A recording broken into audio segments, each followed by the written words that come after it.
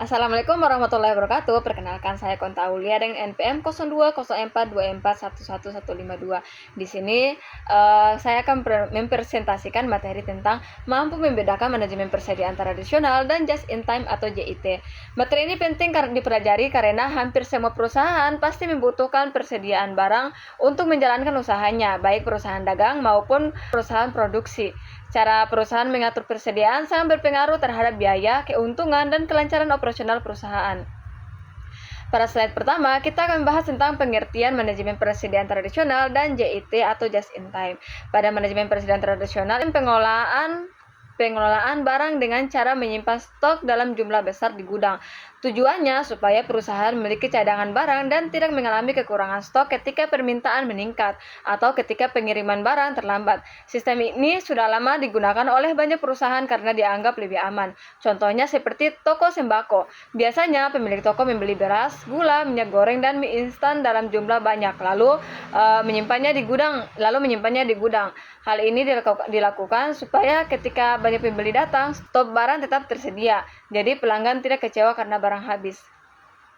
Namun, sistem ini juga memiliki kelemahan. Karena stok barang banyak, perusahaan harus menyediakan gudang yang besar dan pengeluaran biaya tambahan untuk penyimpanannya. Selain itu, ada risiko barang rusak, kadaluarsa, atau tidak laku terjual. Misalnya, toko menyimpan terlalu banyak makanan ringan, tetapi ternyata minat pembeli menurun sehingga barang menjadi rusak atau melewati tanggal kadaluarsa.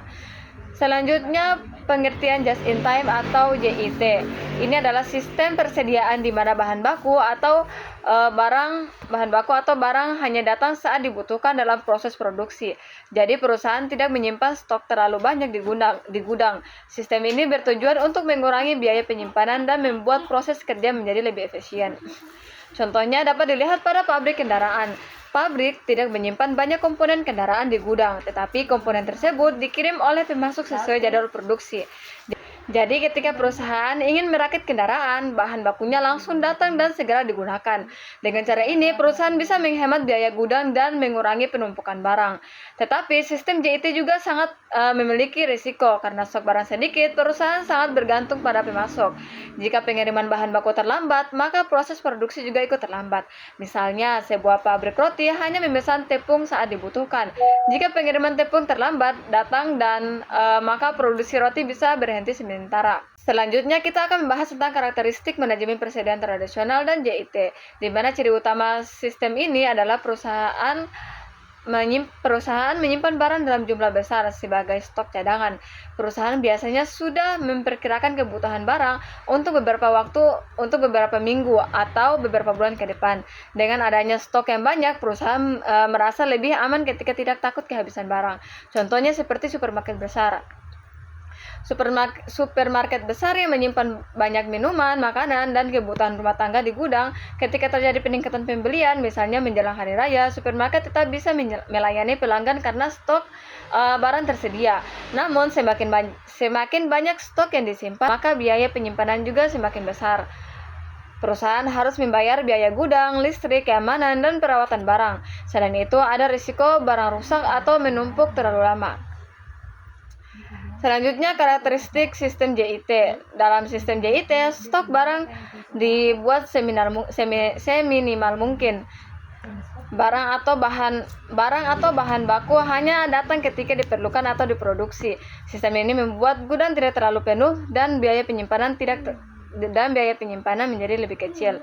Selain itu, proses kerja juga menjadi lebih cepat dan efisien karena perusahaan hanya fokus pada barang yang sedang dibutuhkan. Contohnya seperti restoran cepat saji. Restoran cepat saji yang membeli bahan makanan segar setiap hari sesuai kebutuhan. Jadi bahan makanan tidak disimpan terlalu lama agar tetap segar dan tidak banyak yang terbuang. Walaupun lebih efisien, sistem JIT membutuhkan kerjasama yang baik dengan pemasok. Jika pemasok terlambat pengiriman barang atau terjadi masalah transportasi, maka operasional perusahaan bisa terganggu. Pada slide berikutnya dijelaskan perbedaan antara manajemen persediaan tradisional dan JIT. Perbedaan utama keduanya terletak pada jumlah stok barang. Sistem tradisional menyimpan stok dalam jumlah besar, sedangkan JIT hanya menyediakan barang sesuai kebutuhan produksi. Sistem tradisional lebih fokus pada keamanan stok agar perusahaan tidak kehabisan barang, sementara JIT lebih fokus pada efisiensi biaya, dan pengurangan pemborosan. Contohnya, toko pakaian biasanya menggunakan sistem tradisional karena mereka harus menyediakan banyak ukuran dan model pakaian untuk pelanggan. Sedangkan perusahaan teknologi atau otomotif lebih sering menggunakan JIT agar biaya produksi lebih hemat dan proses kerja lebih cepat.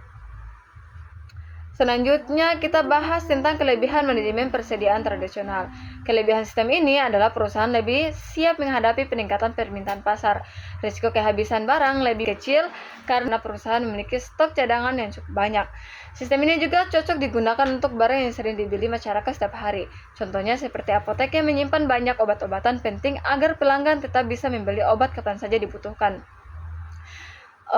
Selanjutnya, kelebihan sistem JIT. Kelebihan JIT adalah biaya penyimpanan lebih rendah karena stok barang sedikit.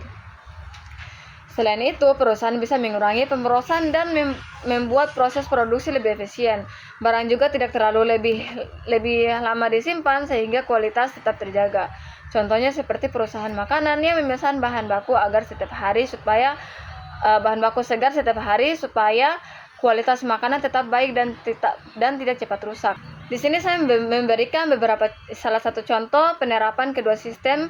Yang pertama, sistem tradisional biasanya digunakan pada toko sembako, supermarket, dan apotek karena mereka harus menyediakan stok barang setiap saat. Sedangkan sistem JIT lebih sering digunakan di pabrik kendaraan, perusahaan elektronik, dan restoran cepat saji yang ingin mengurangi biaya penyimpanan dan peningkatan efisiensi produk.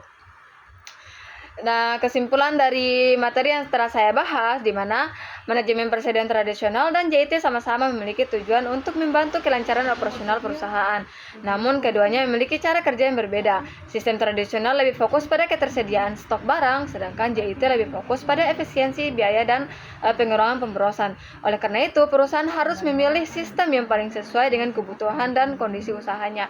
Mungkin itu saja presentasi dari saya. Terima kasih atas perhatian teman-teman semua. Wassalamualaikum warahmatullahi wabarakatuh.